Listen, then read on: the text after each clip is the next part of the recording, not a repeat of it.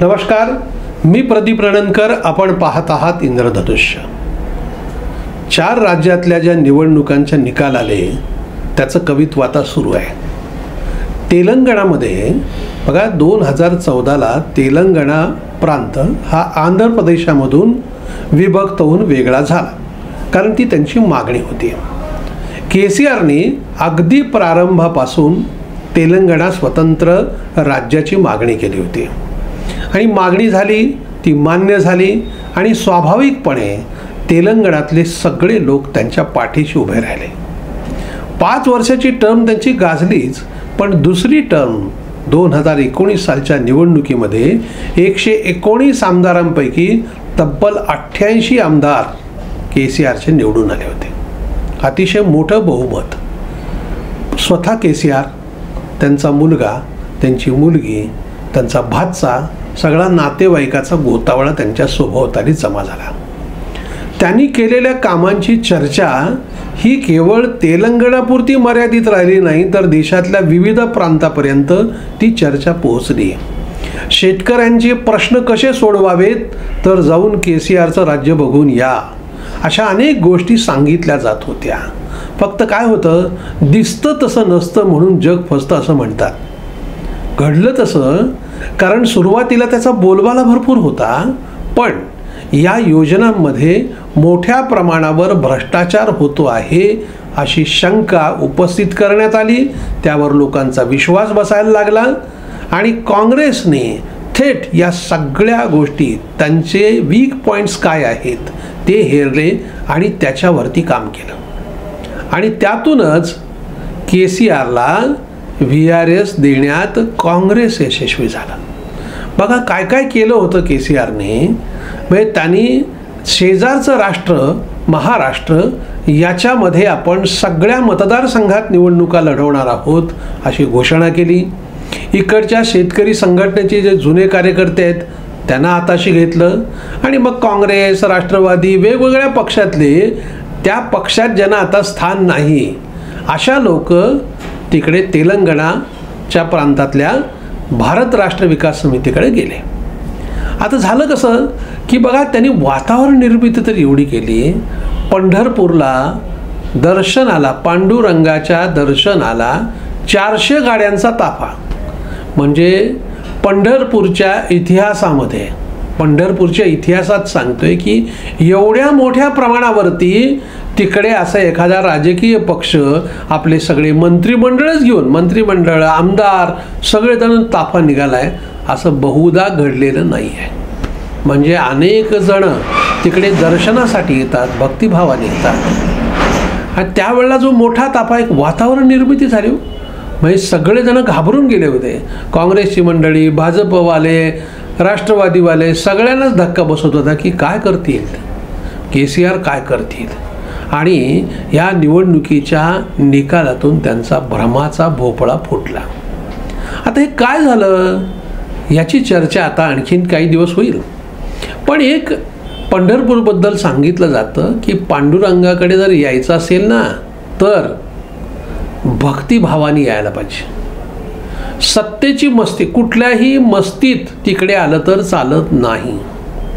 आपल्याला जर आठवत असेल, 95 साली महाराष्ट्रामध्ये भाजप सेनेचं सरकार होतं आणि पंढरपूरला एक विशेष मंत्रिमंडळाची बैठक तिकडे घेतली जाणार होती. आणि त्या मंत्रिमंडळाच्या बैठकीसाठी मग तिकडच्या रेस्ट हाऊसचं रिन्युएशन असेल, गावामध्ये मग रंगरंगोटी असेल, अशी सगळी वातावरण निर्मिती केली जात होती. पण मूळ पंढरपूरचे जे प्रश्न आहेत ते सोडवले जात नव्हते. आणि त्यावेळेला त्या काळातले एकदम कडक पत्रकार, सोलापूर तरुण भारतचे संपादक विवेक घळसासी यांनी 3 आग्रहलेख लिहिले होते. आणि त्या तरुण भारतमध्ये आग्रहलेख, भाजप सेनेची सत्ता. आणि घळसासींनी तेव्हा असं म्हटलं होतं की पंढरपूरचा रिवाज असा आहे, तिकडे भक्तिभावाने तुम्ही आला नाहीत, श्रद्धेने आला नाहीत, सत्तेच्या मस्तीत आलात तर चुरमुऱ्याचा प्रसाद घ्यायचा देखील अधिकार तुम्हाला असत नाही. त्यावेळेला काँग्रेस पक्षाचे सुशील कुमार शिंदे यांनी पत्रकार परिषद घेऊन आमची भूमिका काय आहे तर तरुण भारतचे 3 अग्रलेख म्हणजे आमची भूमिका आहे असं त्यांनी सांगितलं होतं. सांगायचा मुद्दा असा, मस्तीत धुंदीत त्यावेळचं युती सरकार वागलं आणि पुढचे 10 वर्ष महाराष्ट्रात भाजप सेनेची सत्ता आली नाही. KCRचं तेच घडलं. मी हे सांगतो एवढ्यासाठी, KCR 400 गाड्यांचा ताफा घेऊन पंढरपूरला आले. पंढरपूरला येताना पांडुरंगाच्या समोर लीन व्हावं लागतं, भक्तिभावाने यावं लागतं. ते आले नाहीत. अर्थात हे एवढं एकमेव कारण नाही. तिकडे त्यांनी राज्य चालवताना ज्या चुका केल्या त्या चुका काँग्रेसने हेरल्या आणि काँग्रेसनी चांगलं यश तिकडे मिळवलंय. आता खरी कसोटी काँग्रेसची. जनतेने आपली जबाबदारी पार केली आहे. त्यांनी आता KCRला पसंती नाकारून काँग्रेसला पसंती दिली आहे. तिकडचा पर्याय त्यांनी काँग्रेस निवडला आहे.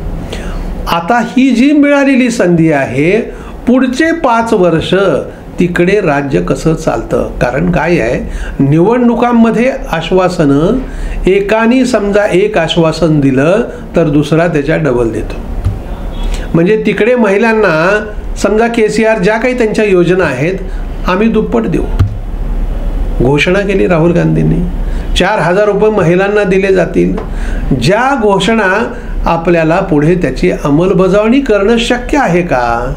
ज्या घोषणा काँग्रेसनी कर्नाटकमध्ये गेल्या त्याची अंमलबजावणी आता कर्नाटकमध्ये होतीये का? ती नीटपणे पुढचे 5 वर्ष करण्याची क्षमता, आर्थिक क्षमता कर्नाटक सरकारमध्ये आहे का?